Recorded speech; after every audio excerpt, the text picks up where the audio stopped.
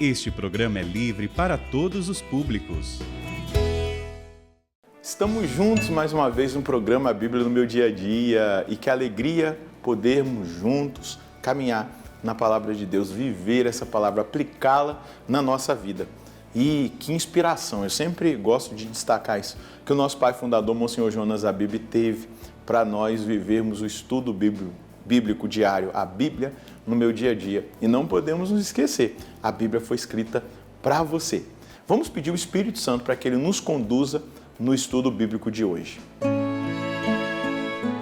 Em nome do Pai, do Filho e do Espírito Santo.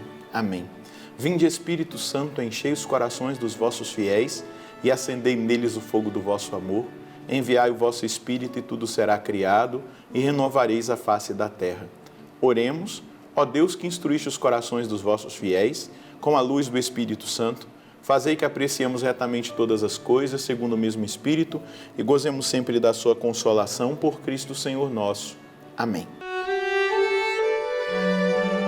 Vamos avançar no nosso estudo bíblico da primeira carta de São Paulo a Timóteo. Então pegue aí o seu caderno de estudos, a sua palavra, a sua Bíblia, para a gente anotar o texto que nós vamos estudar hoje. 1 Timóteo, capítulo 5, versículos do 17 ao 22. 1 Timóteo, capítulo 5, versículos do 17 ao 22. Vamos ler o texto? Os presbíteros que dirigem bem a comunidade sejam distinguidos com dupla remuneração, principalmente os que se dedicam à pregação e ao ensino. A Escritura, com efeito, diz: não coloques mordaça no boi que estiver à debulha, e o trabalhador merece o seu salário. Não recebas acusação contra um presbítero, a menos que seja apoiada por 2 ou 3 testemunhas. Aos que são culpados, repreende-os na presença de todos, para que os outros também sintam temor. Eu te peço com insistência diante de Deus e do Cristo e dos anjos eleitos, que observes estas normas sem nenhuma prevenção, nada fazendo por parcialidade. Não te apresses a impor as mãos sobre ninguém, nem te tornes solidário com pecados alheios. Conserva-te puro.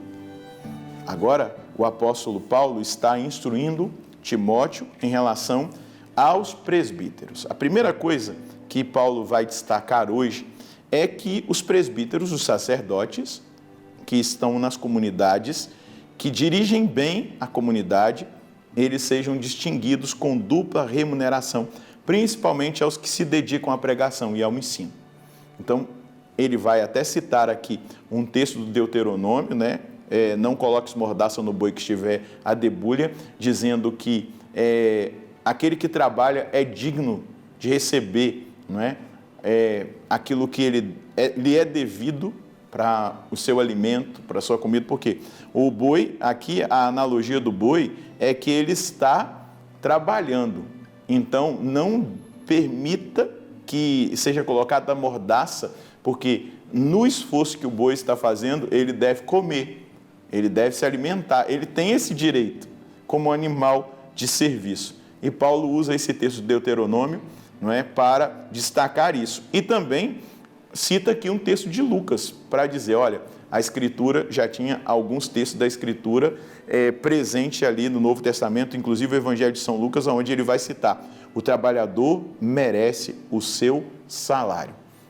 Então, mostrando exatamente isso, que aqueles que estão no serviço precisam ser mantidos, sustentados pela comunidade. Ele instrui isso a Timóteo. Depois ele vai dizer de uma realidade judicial. E olha que coisa importante. Não recebas acusação contra um presbítero, né? Presbítero, ancião, sacerdote, a menos que seja apoiada por 2 ou 3 testemunhas. Então, ele dá um critério. Não é qualquer pessoa que vai chegar fazendo uma acusação sem ter testemunha que você vai acolher e aí vai repreender a pessoa, vai denegrir a imagem da pessoa diante de um fato não apurado e não testemunhado. Depois, ele vai dizer: aos que são culpados, repreende-os na presença de todos, para que os outros também sintam temor. Isso aqui é de suma importância, a correção. Porque, sinceramente, quando uma coisa ela é muito aberta e fica à vontade e não há uma correção ou uma punição para um pecado público, um erro público, aqueles que estão ali naquele ambiente vão se sentir também no direito de fazer o errado. Por isso que Paulo está dizendo aqui, olha, para que tenham temor. Deixa eu usar assim, desculpa usar uma palavra, né? Talvez inadequada, mas vou usá-la só para você entender. A igreja não é a casa da mãe Joana, né? Que todo mundo faz o que quer e peca e comete e faz aí escândalos e fica por isso mesmo, não é? Não. Olha aqui, uma carta pastoral. Repreende-os na presença de todos, para que os outros também sintam temor, para que os outros também vigiem, para que os outros também não entrem no mesmo erro, não façam o mesmo erro. Vou fazer, não tem punição, a gente pode fazer e continua tudo do mesmo jeito e tal. É isso que o apóstolo está dizendo, as coisas de Deus devem ser levadas a sério. As coisas de Deus devem ser levadas a sério. E é difícil corrigir, é difícil fazer a coisa da maneira mais correta, porque exige de nós um esforço, uma energia muito grande para essa correção, mas ela deve ser feita exatamente para que aquela situação seja modelo, para que os outros entendam. Aqui não é lugar de bagunça, aqui não é lugar de pecado, aqui não é lugar... Não, é um lugar sério. Isso deve ser aplicado aos nossos grupos, às nossas pastorais. Isso deve ser aplicado em todos os âmbitos da igreja, porque nós não estamos num lugar onde se aceita o pecado e o escândalo como se fosse a coisa mais normal possível. Não. A igreja sempre acolhe o pecador arrependido, mas ela não passa a mão na cabeça daquele que está pecando e não muda. Então, é muito importante a gente entender isso. O pecador arrependido que quer mudar de vida, que não aceita mais viver aquela condição e deve ser corrigido. É só a gente ler o direito canônico que tem as penas canônicas para as realidades. E aí ele vai dizer, olha, eu te peço com insistência, olha como que ele dá força, hein? Diante de Deus e do Cristo Jesus e dos anjos eleitos, que observes estas normas sem nenhuma prevenção, nada fazendo por parcialidade. Observa, Timóteo, isso é importante. A igreja não pode virar um lugar de bagunça, de escândalo, de pecado. É preciso corrigir. É preciso colocar as coisas no seu devido lugar. E aí, olha que coisa importante, hein?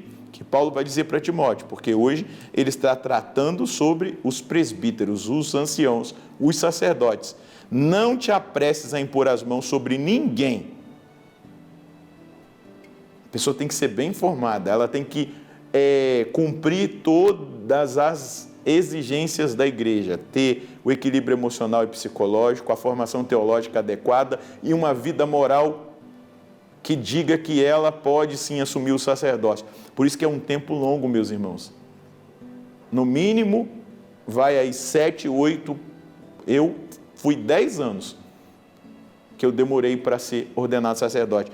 É necessário, não te apresses a impor as mãos sobre ninguém e não te torne solidário com os pecados alheios. Não pode haver solidariedade aos pecados cometidos dentro da igreja que causem escândalo, que firam as pessoas, nas nossas comunidades, nas nossas pastorais, nos nossos movimentos. Não pode haver. Então, não te apresse. Ele está falando aqui do sacerdote. Não seja solidário com o pecado alheio. Conserva-te puro. Conserva-te puro. Olha a seriedade, gente, da igreja, desde os seus inícios. Essa carta aqui foi escrita lá pelo ano 60, entre anos 60 e 65. Desde o início, há um alerta. E aí aos formadores, aos catequistas, aos professores de religião, aqueles que formam as pastorais, nós precisamos levar muito a sério esse trabalho. Quem está à frente tem que dar testemunho, quem está à frente tem que ser justo, honesto, lutar pela santidade, ter uma vida moral segundo os critérios da igreja, não levar uma vida imoral, não levar uma vida pecaminosa. Agora você imagina colocar à frente, vamos dar um exemplo aqui, um alcoólatra à frente de um grupo de casais. E aí ele quer promover sempre as festinhas regadas a álcool. O que isso vai dar? Vamos pensar. Eu tirei agora o foco do presbitério e coloquei no meio do povo de Deus. Imagina, num grupo de oração, uma pessoa que está em adultério público, vivendo amasiado. Meus irmãos, a gente trata essas pessoas com muito amor, com muito carinho, com muita misericórdia. Mas para quem está na liderança, é preciso e é exigido aqui uma vida moral, justa, correta. Tá certo? Então ele está dizendo isso para os presbíteros. Vamos colocar aqui uma coisa importante que eu quero pedir para vocês assumirem hoje. Eu quero viver sempre em constante estado de vigilância, pois o ser cristão me exige uma vida espiritual e moral, não imoral, e moral, em alto nível. Isso diz de busca pela santidade. Diante da instrução do apóstolo aos presbíteros, hoje eu tomo a decisão de ser intercessor em favor do clero, pedindo a Deus por sua santificação. Vou pedir isso para vocês, porque a instrução do apóstolo foi direta para os sacerdotes. Rezem pelos sacerdotes. Cubra o seu sacerdote da sua paróquia com orações, com penitência, com jejum, suplicando a Deus pela santificação dele. Mas reze pela santificação de todo o clero. Vamos rezar?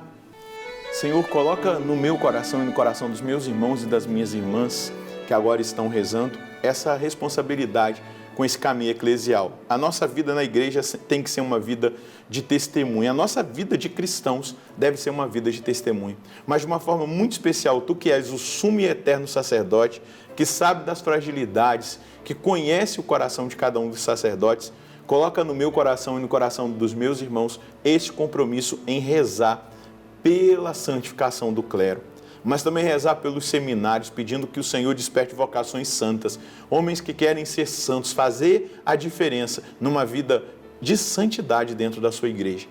Conceda a mim e aos meus irmãos essa graça, esse despertamento, esse comprometimento com o Senhor e com a Santa Igreja, rezando pela santificação do clero, rezando para que o Senhor envie santas vocações para o ministério sacerdotal. Muito obrigado, nosso Senhor e nosso Deus. Pode me colocar aí na sua oração e rezar por mim, para que eu seja santo. É a única coisa que eu quero. Não quero nenhum cargo desse mundo, dessa terra, não estou interessado em nada disso. O que vem é para servir. Aquilo que nos pede é para que a gente sirva. Mas o que eu mais quero é ser santo, é dar testemunho, é agradar a nosso Senhor e fazer o meu papel de evangelizador naquilo que Deus me chamou. Então assuma aí, reze pela santificação do clero, reze para que Deus envie vocações sacerdotais santas, reze pelos seminários. Faz esse compromisso a partir de hoje. Deus abençoe você e a sua família. Nós nos encontraremos no próximo programa, se Deus quiser, no nome do Pai, do Filho e do Espírito Santo. Amém.